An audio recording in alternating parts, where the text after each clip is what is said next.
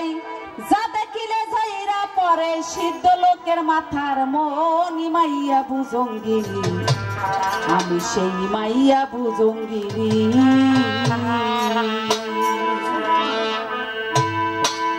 ভাইরে ভাই মাইয়া লোকের মুখের হাসি তাতে চম্পাই বিদ্যুৎ রাশি ধরতে গেলে কাছে আসে তাই বৃথা জিন্দেগিনি ও তার বৃথা জিন্দেগিনি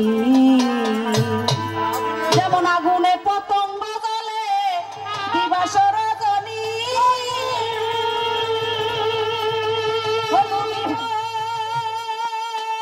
মন মনে রে আগুনে পতঙ্গ জ্বলে দিবস রজনী লোহা গেলেও গইলা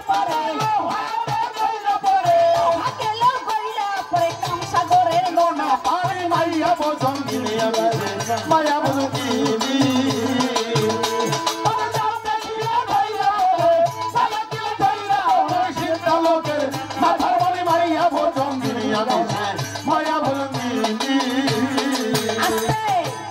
এই ভুজঙ্গিনী কি জানেন আপনারা? ভুজঙ্গিনী অর্থ কি? ভুজঙ্গিনী সব বিশুদার সাপ। এই মাইয়ের সেই বিশুদার সাপ। মাইয়ার কাছে এমন একটা কল আছে যে কলে পড়ে সাধু মনি ঋষি আউলিয়া দরবেশ সব রসাতল গেছে। সেই কল আছে নারীর কাছে। তোমার কাছে কিসের কল আছে? হ্যাঁ, মাইয়ের কাছে যে কল আছে তাতে যে লোহা দেওয়া হয় সে লোহা করে পানি হয়ে যায়। সেই কল আছে নারীর কাছে। নারীর একটা মুখের হাসিতে 10 জন পুরুষ তাকাবে, তার কাছে আকর্ষিত হবে। তুমি পুরুষ যদি কি আর বলবো, তোমার পরনে কাপড়টা খুলেও যদি দাঁড়াই থাকো তোমার ঠিক তাকাইবি না, এক নজর কেউ তাকাবে না, কিন্তু মাইয়ার ঠিক তাকাবে, কারণ মাইয়ার কাছে আছে সেই ম্যাগনেট।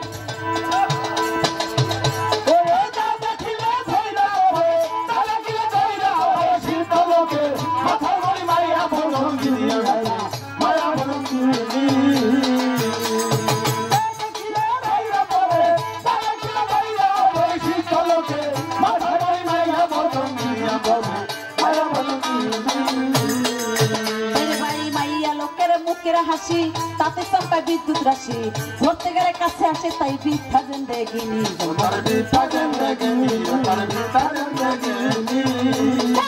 আগুনে পতঙ্গ জ্বলে দিবস রজনী বাইরে দিবস রজনী মনে রে আগুনে পতঙ্গ জ্বলে দিবস রজনী বাইরে দিবস রজনী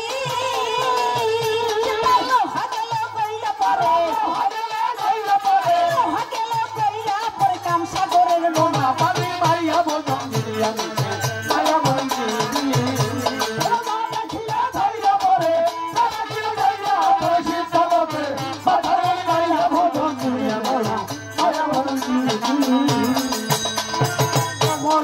রূপের জোরে আত্মসিদ্ধি অর্জন করে ভোলানাথ দেখিয়া তারে হইয়াছে অজ্ঞানী হইয়াছে অজ্ঞানী হইয়াছে অজ্ঞানী।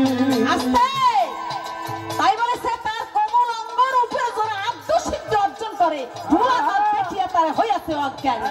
এই ভোলানাথকেরা দেবের দেব মহাদেব সেই রূপ দেখছিল মাইয়ার, দেখে সাথে সাথে চিৎপা ডাঙ্কেনি। তো ওই রূপ তুমি দেখতে যাইও না, তুমি দেখলে তুমি সহ্য করতে পারবে না। তারা দেবের দেব, তারা দেব, তারা হইলে দেবী, তারা হইলে দেবতা, তারা দেখে সহ্য করতে পারে নাই, তুমি পারবে না সহ্য করতে। তাই কোমল অঙ্গ রূপের জোরে আত্মসিদ্ধি অর্জন করে ভোলানাথ দেখিয়া তারে হইয়াছে অজ্ঞানী হইয়াছে অজ্ঞানী হইয়াছে অজ্ঞানী। মহাদেবের মুখে পড়া মহাদেবের মুখে পড়া ঠিক ছিল এই ধরনী মায়া বজঙ্গিনী মায়া বজঙ্গিনী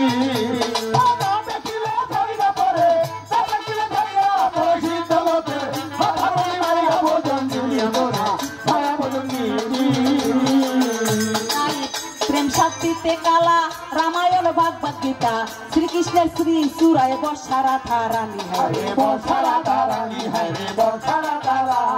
আসতে। তাই বলেছে প্রেম শাস্তিতে কালা রামায়ণ ভাগবত গীতা শ্রীকৃষ্ণের শ্রী সুরায় বর্ষারা ধারানি। শ্রীকৃষ্ণ কি শ্রীকৃষ্ণের মাথার উপরে বসা, মাথার উপর হয়েছে রাধারানীর স্থান, আর রাধারানীর পায়ে শ্রীকৃষ্ণের নাম লিখে দিয়েছিল। তুমি একটু লিখে দাও, মজা পাবা। তাই প্রেম সাথীতে কালা, রামায়ণ বাগবত গীতা, শ্রীকৃষ্ণের শ্রী চূড়ায় বসা রাধারানী, হরে বসা রাধারানী, হরে বসা রাধারানী। বসে মরাও বাঁচাইতে পারে মাইয়া সুরসিনী ভাবে, মাইয়া সুরসিনী। মাইয়ের গুণ ক্ষমতা শোনো। আমি নারী, আমি বলিছি আমি নারী, আমি রাজত্ব হারি, আমি নারী কোথাও হারি না। মাইয়ের গুণ ক্ষমতা শোনো। আমি নারী, মরাকেও বাঁচাইতে পারি। যেমন লক্ষ্মীদের, বৈল লক্ষ্মীদের আপনারা দেখছেন না? লক্ষ্মীদেরকে সাপে কেটেছিল না? কলার ভেলায় ভাসতে ভাসতে ভাসতে ভাসতে যাইয়ে স্বামীকে, তো শুধু স্বামীকে না, তার ভাসুর দেবর যা ছিল সব জীবিত বানাই নিয়ে আইছে না? আইছে।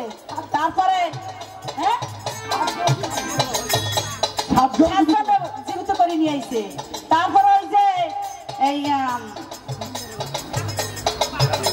জান সত্যবান, সত্যবান সাবিত্রী, সত্যবানের যখন যমরাজ তার জান কবজ করতে আসে, সেই সত্যবানের জান ওই যমরাজের হাত থেকে সাবিত্রী তার স্বামীকে ছিনিয়ে সব সত্য ঘটে না, তাইলে বোঝো।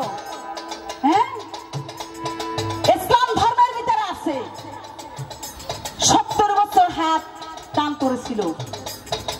যার হায়াত নাই তার 70 বছর হায়াত হয়েছিল। তাহলে ভালো করে শোনো, বোঝো, খোঁজো।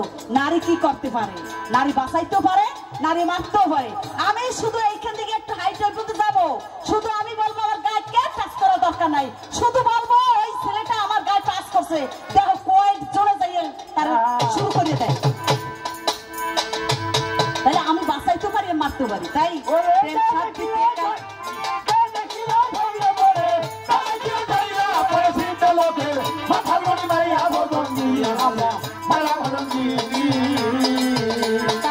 প্রেম সাথীতে কালা, রামায়ণ বাগবত গীতা, শ্রীকৃষ্ণের শ্রী চূড়ায় বসা রাধারানী, হরে বসা রাধারানী, বসা রাধারানী।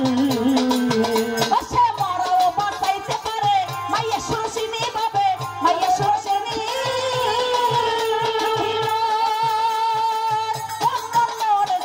মরাও বাঁচাইতে পারে মাইয়া সুরসিনী ভাবে, মাইয়া সুরসিনী।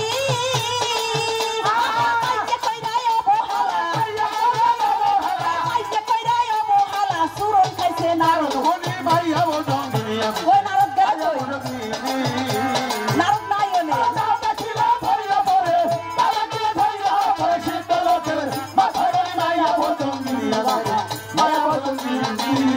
ওরে যা দেখিলে দইরা পড়ে, যা দেখিলে দইরা পড়ে, সিদ্ধ লোকের মাথার ওরে মাইয়া বুঝন দিনি, মাইয়া বুঝন দিনি। এক লোক ওই পথে দিয়ে যাচ্ছে, লোকটা একটু হুজুর টাইপের আর কি। এখন যাইতে যাইতে ওনার পোশাকের ব্যাগ আসছে, ফাঁকা রাস্তা তো, ওনার বসার জায়গা নাই, ঠিক দুপুরের সময়। এখন লোকটা চাইরোদিক তাকাচ্ছে, কিন্তু গাছি যে গাছে রয়েছে ও আর তা দেখে না।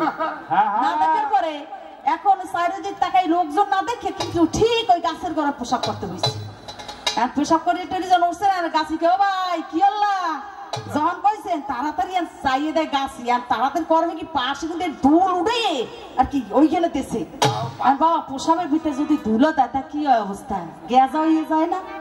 এখন তো গ্যাস আমি ভরে গেছে। উগান্ডা নামের একটা দেশ আছে, এটা হচ্ছে আফ্রিকার ভিতরে। আমাদের দেশে মেয়েদের খাতনা দেওয়া হয় না, পুরুষদের দেওয়া হয়।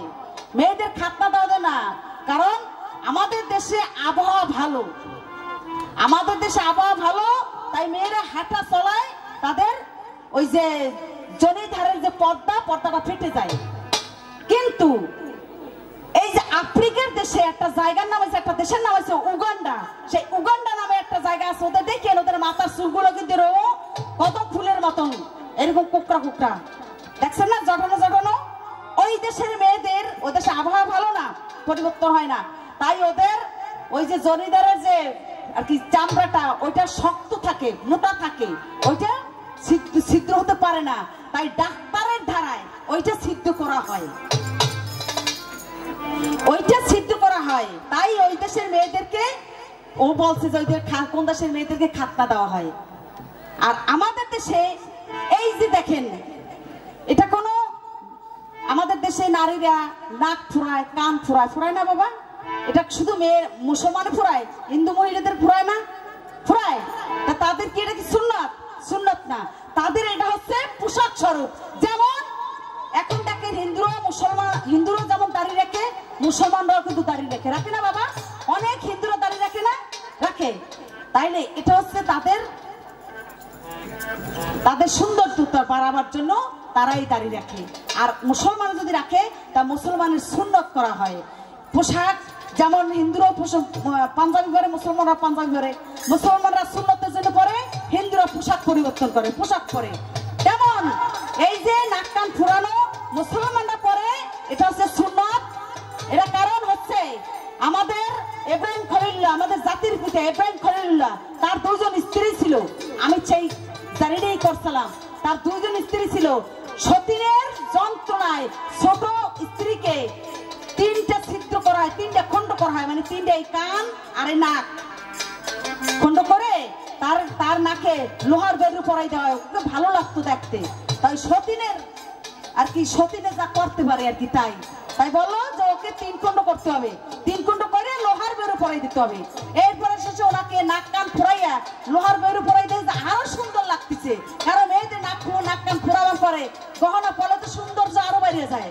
এখন যখন তাই ভালো লাগে এই বলতেছে ওকে আর এখানে রাখা যাবে না, ওকে বনবাসে দিতে হবে। তাই ওই সতীনের যন্ত্রণায় ওকে বনবাসে দেওয়া হয়। এই যে মুসলমানের হচ্ছে এটা হচ্ছে সুন্নাত, আর অন্যান্য জাতিরা এটা হচ্ছে পোশাক স্বরূপ, সৌন্দর্য স্বরূপ। কিন্তু আমি ওনার কাছে একটা প্রশ্ন দেবো এখান থেকে, উনি যদি স্টেজে আসে, এই যে সুন্নতি খাতনাটা কোথা থেকে আসলো? কে সর্বপ্রথম সুন্নতি খাতনা করেছিল? সর্বপ্রথম কে কোথায় সুন্নতি খাতনা করেছিল? আপনি সুন্দর করে বলে যাবেন। আমার প্রশ্নের জবাব আমি করে গেছি। এইবার আপনি যদি স্টেজে আসেন তাহলে আপনি প্রশ্ন জবাব দিয়েন, না আসলে আর দরকার নেই।